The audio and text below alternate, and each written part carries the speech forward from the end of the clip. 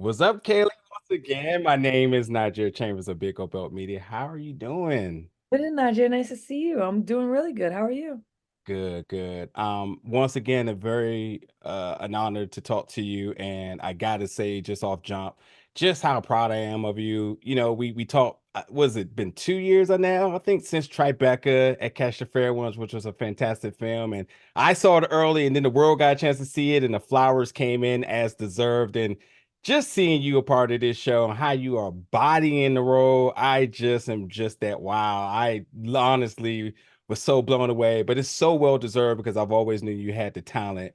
I wanna start off by talking about something that I know was way more important to you than anything, and that's just you just being that vessel for just all the things you do in the world. Just fighting for all the nations and fighting for the indigenous people, and everything you do it with a purpose.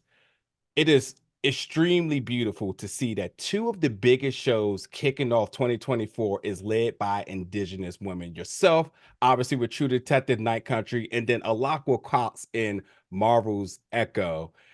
Can you just, for everything that you've been through, for everything that you fight for, everything that you stand for, what does it mean to be kicking off 2024 at the top of the chain here? Can't even say it's the top because we just gotten this momentum with indigenous voices being elevated. I mean, shout out to Reservation Dogs, man. I'm so thankful for that show. And it's just like I said this earlier, it's like the bases are loaded. I'm picking my bat, or we are picking our bats now. Like we just been waiting for like the doors to open. It's not like we just showed up. There's been so many indigenous people behind the cameras, in the writing room, in front of the cameras, doing these other things. We just haven't gotten the opportunities. And now it's just it means so much to me. Like, my work with just being boxing and just having a purpose outside. It's not ever me, it's we. You know what I mean? Yeah. Especially being that little girl that didn't see our faces, especially mixed Black, Indigenous, Northeast, Woodland, East Coast, people that get so underrepresented in a whole, in the boxing ring, on TV, now in film. And then on top of that, to add even another little caveat to it, I had the opportunity to represent Inupiaq, Inuit, Arctic natives. They're built different. Let me just say, they are an entire beautiful people. They are built different to being like minus 70-degree weather. I will say that. And it was just an awesome. We had two indigenous and Inupiaq Inuit people as producers on this project, and it was just so important for me to be like, listen, I'm indigenous, but I'm not indigenous to Alaska. I'm not Inupiaq. What do you want to see on screen? How do you want your Mm. let me know what your stories are. Tell me a story about your grandmothers, your kids, your family. What is it like growing up there? Just so I can do properly the best I can to be authentically you. And not just Navarro as the main character, but also the environment. We had to make Alaska in Iceland. We had to take Greenlandic and Alaskan natives. And I'm so proud of that to be just in a whole, have that representation. Representation matters. Absolutely. And honestly, that was another little bit of confidence that I had in terms of watching the show. As I was like, listen, she's not touching this unless this is done right. And I know it's a big role, it's a big opportunity, but I know you enough to know that you're not jumping on anything unless it's done right. So it feels good as somebody who follows your crusade to see you be a part of something and still taking the moments and the opportunities to make sure that it's done properly and that the vision, the equality, the diversity, the representation is all embedded within not only the character but the show entirely. Which really brings me about to my next question is, as you mentioned, you've been in major arenas, world title fights, some of the biggest fights of your life, winning them obviously. But working across somebody like the likes of Jodie Foster, Oscar winner Jodie Foster, is a different type of beast. And I'm telling you, this is why I'm so proud and yet emotional. It's just seeing you stand across from her and really body the role just solidifies everything that I thought about you some years ago. Can you talk about this next challenge in your life? And again, working across with somebody like Jodie. I mean, number one, to get this opportunity early on in my career is like I compared it to being like, imagine being able to go into the training camp with Mike Tyson in 1986 before he was fighting for that heavyweight world champ. Like I couldn't ask for any. at any better opportunity. And I was like, yo, I ain't effing this up. Like, you know what I mean? But I have so much pressure. But what better way to be like, have this person to see her work in this uncharted territory for me and her natural element.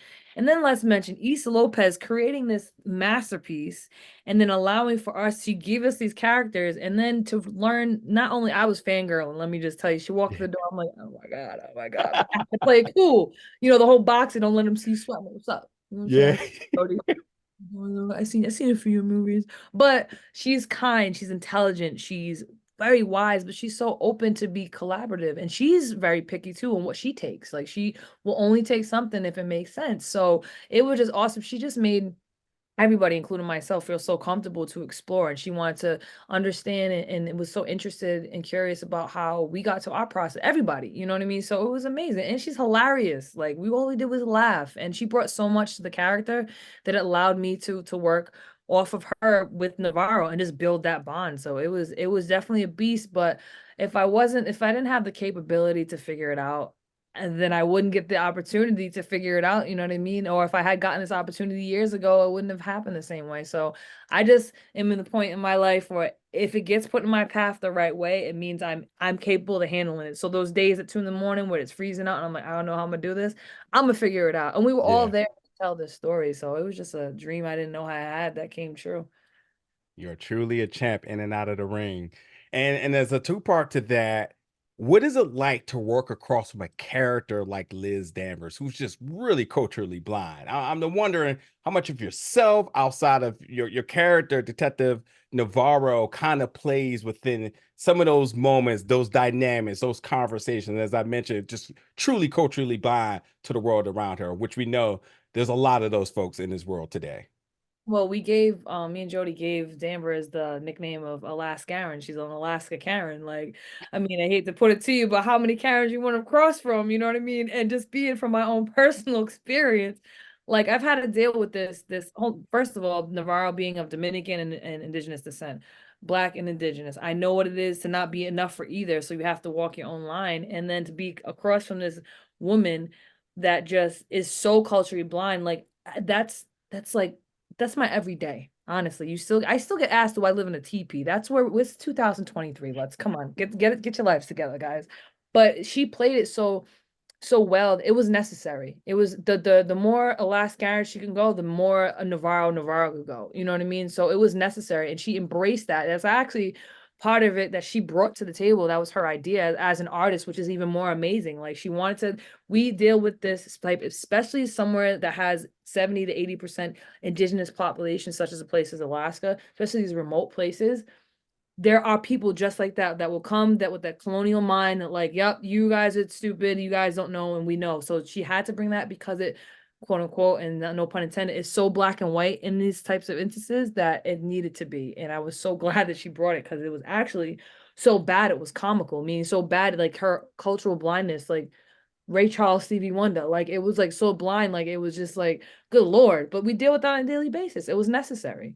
Yeah, and that, again, just what I said earlier, just watching the show and then knowing you as an activist, it's authentic, and that's why I started to say I was like, oh, that's Kaylee getting in there for real, right there. Mhm. Now she looked at the script and said, I'll take it from here, folks. Yeah, I okay. felt it. Yeah, Thank you.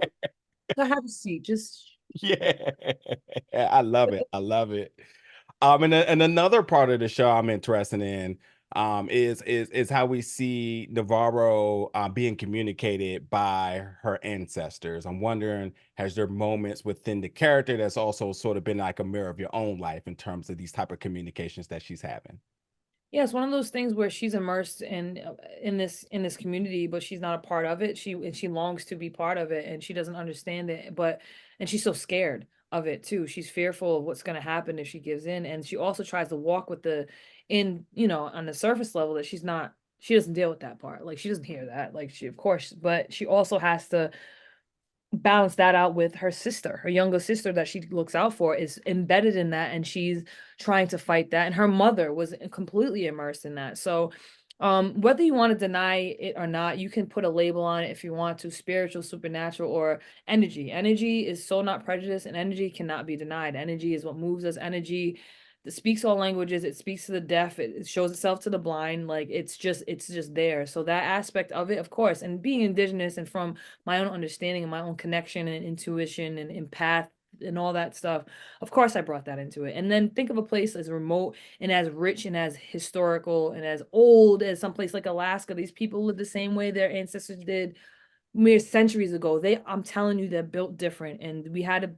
that supernatural part of True Detective in the story that she wrote was a huge part of the story, and it was a character in itself, but it was a huge part of Navarro. Navarro's that part, and then Danvers the logical, rational side. Yeah. This is must watch, and I again, the opportunity to check this out early, extremely thankful. Last question I just want to really ask you is, you've seen the end of an era with HBO boxing. This weekend we saw the end of an era with Showtime boxing. Wonder if there's any thoughts on the legacy of Showtime? Man, Showtime is just like another HBO box, and I'm sad to see it go. But we're in this new streaming department where we have places like DAZN and ESPN Plus, where we have people who can watch it everywhere. You know what I mean? Yeah. That Showtime couldn't, but especially with the film and TV industry, we have this streaming thing, and I miss HBO box. I miss having to go to my rich friend's house to go because I know you ordered the fight, and I haven't talked to you in years, but I know you got the fight. Like I miss those days, but now that's where we're at now. I mean, being part of HBO now, I'm like, hey, yo, since I'm here, can we bring boxing back? But it's the era we see, and we have, we can Showtime and HBO boxing is just like the pinnacle. That's like the 1980s, 90s heavyweight division of boxing in as far as the TV network. So I'm sad to see it go. I know they have new things in the mix, not Showtime, but I think PBC is going with Amazon Prime or something. Mm. So we have it. It's just the world we live in now. But putting a little thing in HBO. Can we please bring it back? I will commentate. I will be the president of it. Like, come on, man. We got this. Bring it to I love it. I love it. I love it. Once again, it's a complete honor to talk to you today. And folks, without a doubt, you got to check out True Detective Night Country. Thank you so much, Kaylee, for your time. Thank you. It's been a pleasure. Always a pleasure. Anytime, A- man. Absolutely. Take care. Have a good day. Reis.